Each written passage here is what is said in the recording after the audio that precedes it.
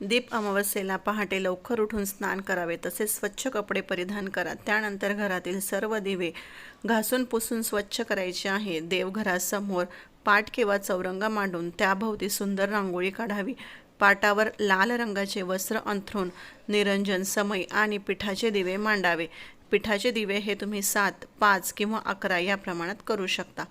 या दिव्यांवर हळदी, कुंकू आणि फुले अर्पण करून पूजा करायची आहे।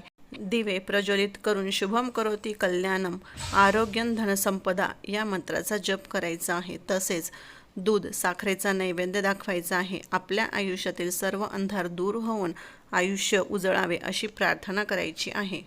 अमावस्येच्या दिवशी पाण्यात हळद व मीठ टाकून आपल्याला फरशी पुसायची आहे। त्यानंतर लहान मुलांना कणकेच्या दिव्यांनी ओवाळायचं आहे। 7 किंवा 11 कणकेचे दिवे तुम्ही करू शकता। पक्ष्यांना खायला घालायचं आहे। उंबरट्यावर हळदीचं लेपन करायचं आहे।